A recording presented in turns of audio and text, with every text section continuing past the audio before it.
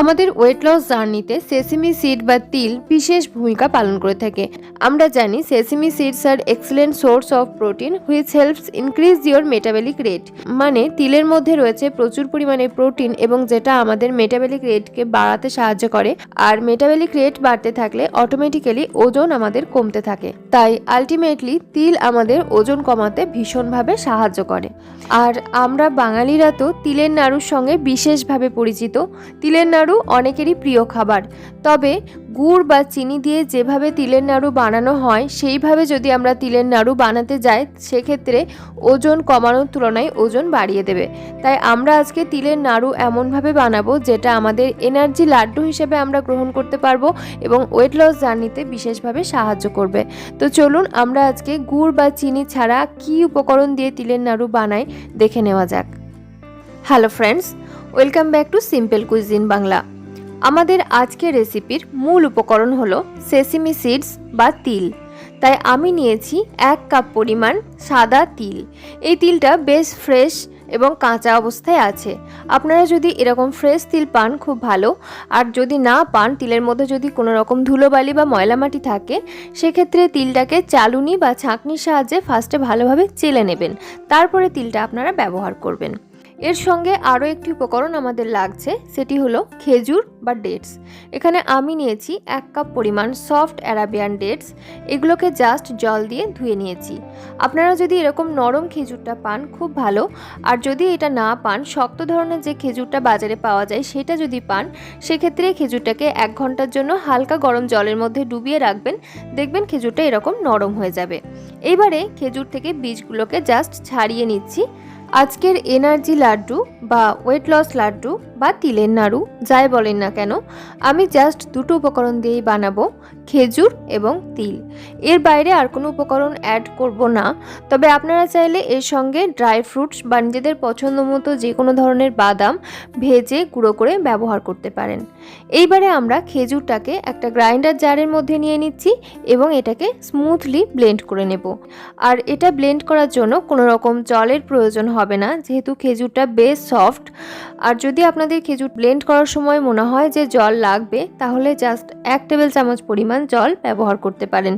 এবারে আমরা তিলগুলোকে dry roast করে নেব, মানে শুকনো খোলায় ভেজে নেব।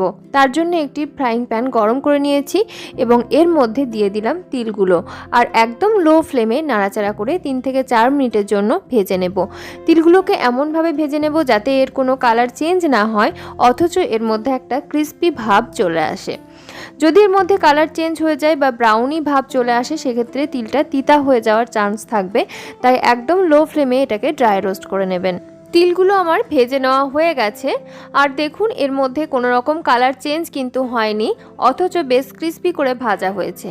এবারে এগুলোকে ঢেলে একটা অন্য বাটির মধ্যে রেখে দিচ্ছি আর চলে যাচ্ছি আমরা পরবর্তী প্রসেসিংয়ে।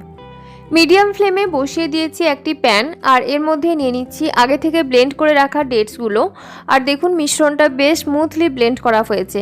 আপনারাও চেষ্টা করবেন ঠিক এরকম স্মুথলি ব্লেন্ড করে নিতে, তাতে করে আমাদের যে এনার্জি বলসগুলো তৈরি হবে সেই বলসগুলোর টেক্সচারটা বেশ ভালো হবে এবং খেতেও ভালো লাগবে।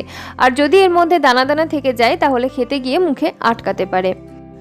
ব্লেন্ড করে নেওয়া খেজুরটা মিডিয়াম ফ্লেমে 2 থেকে 3 মিনিট মতো একটু জাল করে নেব এবং জাল করার পর যখন দেখা যাবে এটার মধ্যে একটা আঠালো টেক্সচার চলে এসছে, ঠিক এই পর্যায়ে আমরা আগে থেকে ভেজে রাখা তিলগুলো অ্যাড করে নিলাম এবং তিল অ্যাড করার সাথে সাথেই বেশ ভালোভাবে মিশিয়ে নিচ্ছি। এই পর্যায়ে ফ্লেম কিন্তু একদম লোয়েতে করে দিয়েছি, না হলে কিন্তু নিচে পোড়া লেগে যেতে পারে। খুব ভালোভাবে নাড়াচাড়া করে মিশিয়ে নিচ্ছি এবং খুব ভালোভাবে মিশিয়ে নেওয়া হয়ে গেলে আমি ফ্লেম অফ করে দেব এবং ফ্লেম অফ করে দিয়ে এটাকে একটা অন্য জায়গায় মধ্যে ঢেলে নেব।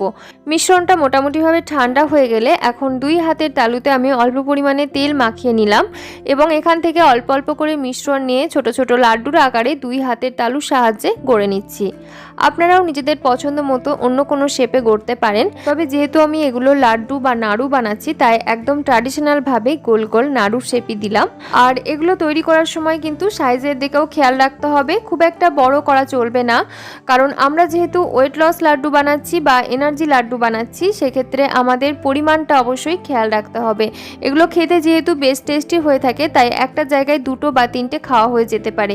সাইজটা যদি খুব বেশি বড় হয়ে যায় সেক্ষেত্রে একটু বেশি বেশি পরিমাণে ইনটেক করা হয়ে যাবে এবং সেটাও আমাদের পক্ষে ভালো হবে না। তাই পরিমাণটার দিকে খেয়াল রাখার জন্য সাইজটা অবশ্যই মাথায় রাখতে হবে। আশা করছি আজকের এই হেলদি টেস্টি রেসিপিটি আপনাদের ভালো লেগেছে। বাড়িতে একবার অবশ্যই ট্রাই করে দেখবেন। আর যারা বিশেষ করে ওজন কমাতে চাইছেন, ডায়েট করেন কিংবা বেলি ফ্যাট নিয়ে ভীষণই চিন্তিত, তারা এই রেসিপিটা অবশ্যই একবার ট্রাই করবেন। কারণ তিল এবং ডেটস এই দুটো জিনিসই আমাদের বেলি ফ্যাট কমাতে ভীষণভাবে সাহায্য করে। আপনারা কিছুদিন ট্রাই করে দেখুন, আশা করছি খুব ভালো রেজাল্ট পাবেন। আজকের রেসিপি আপনাদের ভালো লেগে থাকলে ছোট্ট একটা লাইক দিয়ে যাবেন এবং কমেন্টের মাধ্যমে আপনাদের কোনো রেসিপি রিকোয়েস্ট থাকলে ইনফর্ম করতে পারেন।